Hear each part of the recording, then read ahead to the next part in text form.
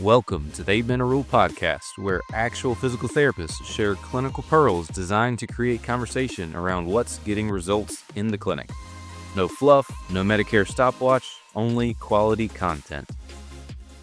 Welcome back again to the 8 Minute Rule. I've got Mark and Drew here with me, and we are going to be talking about kind of a little more of the clinical picture of the athlete or client that's had a life-altering injury. And so what does that look like inside the clinic, as well as kind of what things a clinician can be thinking about as you're working with this individual. But as always, we're going to start with an icebreaker, so I expect some good answers out of this. Mark and Drew, what's your worst injury? Drew, starts off. Ooh, I've been fortunate to not have a ton of injuries. Probably the worst one was a scare I had where I thought I tore my ACL right before my senior year of playing baseball. Was, doing dumb things with my friends, playing tackle football, no pads out in the backyard, and got a pretty significant MCL sprain, but I was able to recover from it, fortunately. I didn't have to miss any time, but that's the most scared I've been about missing a lot of time. So I've been fortunate. Fair enough. How about you, Mark? All right, I can answer. Kicker injuries are pretty Answer this one. So I've torn both of my hamstrings, not at the same time, but one was running sprints and felt that pop, and then second one I swung through on a kickoff and pop on the other one. The left one, the plant leg one, was not too bad to recover from, but the one on the right as a kicker, that's a very tough one to come back from. I did end up coming back, but I don't know that I was ever really the same. I didn't realize kickers did sprints, so that was new. Something I learned today. There you go. Pretend to cover a lane, right, on kickoff. Yes. Just kidding. I'll leave that alone. Good. Yeah. I actually have a similar one to you, Drew. When I was in 5th grade, we were playing basketball, and I got a partial ACL tear. And at the time, the orthopedic that I was working with had never operated on anybody, I think before 7th grade. Obviously, you guys have seen that has changed significantly in the last 15, 20 years. But it turns out when they ended up going in, it ended up only being about 25% torn. So I did not have full surgery and do have a little bit of laxity in that knee, but still held up pretty good over the years. All right, on to bigger things. So we're looking at ideally either athlete or individual that has had a significant life-altering injury. Could be a construction worker that had a crush injury. I mean, that variety of things. You guys as clinicians know who I'm talking about as you worked with them as well. So I want to start off at as patient walks into the door and you're about to walk into that evaluation room. You're looking at the paperwork, and you can tell this is pretty significant. It's an athlete that's had a severe injury. It's a significant life-altering injury. As you're walking into that evaluation, what's going through your head as how you want to focus this evaluation? Mark, let's start off with you. Well, I see a lot of folks that have had a surgery, and so I usually see them 2 to 5 days after that surgery. So a lot of my goals going into it are like the very acute recovery from the surgery, meaning like I tell them, their top priorities are infection control and clot prevention. And so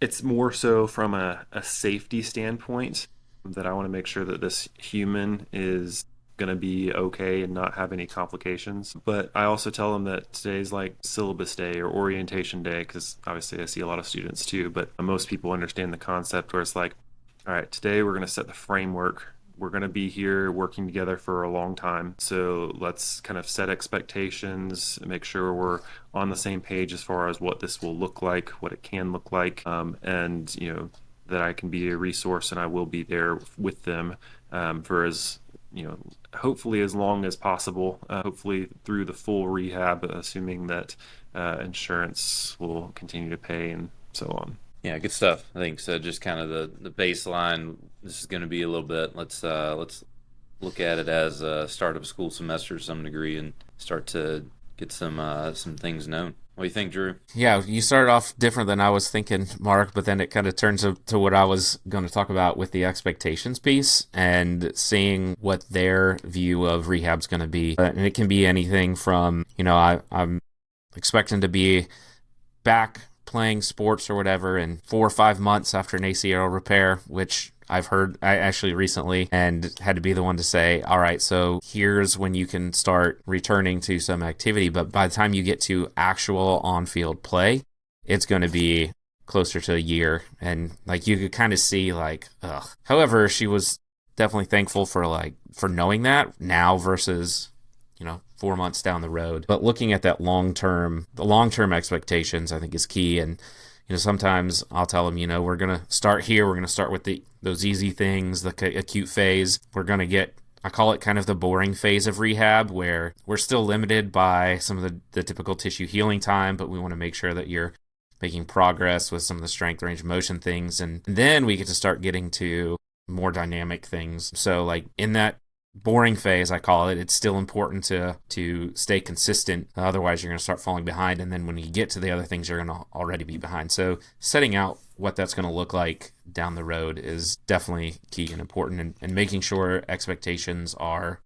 realistic and that you're on the same page with them. Yeah, I think that's huge, beginning with the end in mind to some degree. But I know we've all had those situations where that patient comes in that's had a surgery and you realize within 5 minutes that nobody has prepared them for what this actually is going to look like. And, it's the knee replacement patient that thought they were going to have no pain day 2 and 3 because they've got a new knee. It's the rotator cuff repair that's come in and thinks they're going to be playing baseball in the 3rd week of the recovery. So, yeah.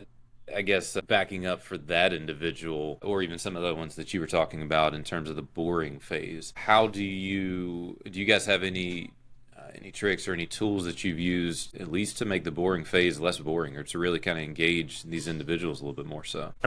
I'll set them short goals, like between now and 2 days from now, you need to have this range of motion.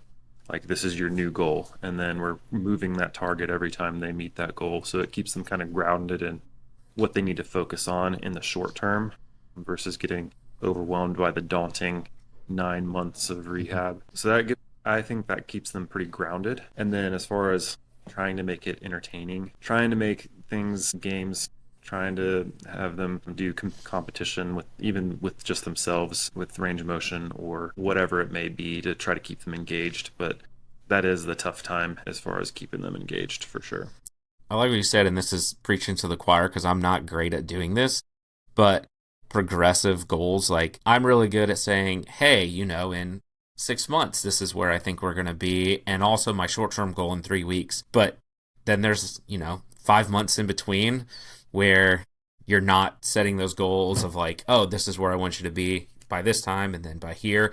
And then you look at this 6-month goal and like you're making progress, but it just doesn't feel like you're quite getting there. If you're making those every few weeks, and I think another big thing is to celebrate those, to really say, hey, nice work, this is awesome. Take a moment to celebrate it before you move on. Can make it much more rewarding for them as well during that boring phase, because ultimately they want to get to this spot, but having those benchmarks along the way is definitely key, so that they are able to see the progress that they are actually making, because sometimes it can get to the point where they're like, am I actually making progress or not? Yeah, I appreciate you guys' thoughts on that. And I mean, goal setting, such a big deal. Gives a target, and soapbox alert for me here. There's nothing that makes me more frustrated than seeing a high school athlete that has a lower body injury that doesn't sweat in their first 5 PT visits because they're just moving things around. They're an athlete. They need to sweat, and they're not doing it at home. And so guess what? They've got arms to work. So what can we do? We can still get them moving. We can still get them doing activity. And how many people come in here that have a surgery and they just forget, an upper body injury, an upper body surgery, and they're not walking. They're not doing anything with their legs. And so I think one of the best things that we can do is remind these people that they can still move, and there's still something you can do. If somebody sweats every day, they're going to heal better than somebody that doesn't. Like I can promise you that.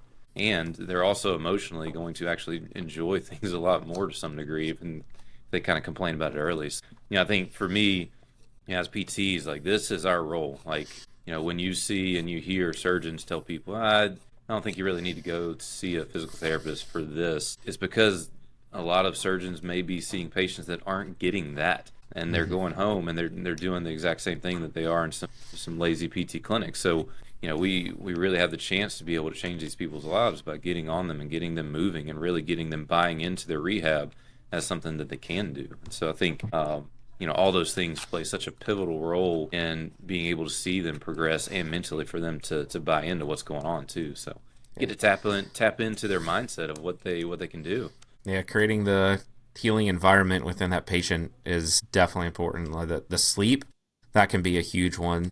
Stress, habits like smoking, diet are key. And one of the things we should be able to do well is modify exercise. And so if you have these restrictions or precautions, how can you continue to get that patient to move and exercise to create a good healing environment? And I'm glad you brought that up, because that is a key piece.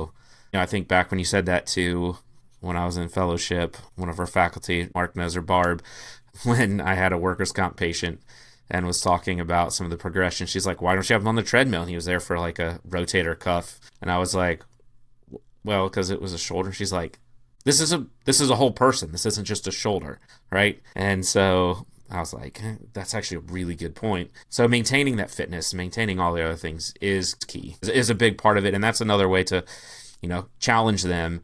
And because especially if it is an athlete, because they typically want to move and be active. And that's a good way to make sure they can get that. And if they're not an athlete, you've got to remember to maybe start those habits as well. Agreed. I mean, it's a huge opportunity. Like we talk about anybody that comes in for any kind of injury, we have an opportunity to help somebody change their life. And because we know how much value movement is going to have, and obviously nutrition and doing things well too. And so one thing I want to make sure to add into the mix here that I think will be helpful, even though I know we're getting tight on time, when you're seeing this patient, very important, what flags can you be aware of that are going to necessitate you to, we probably need to bring in some other providers in here?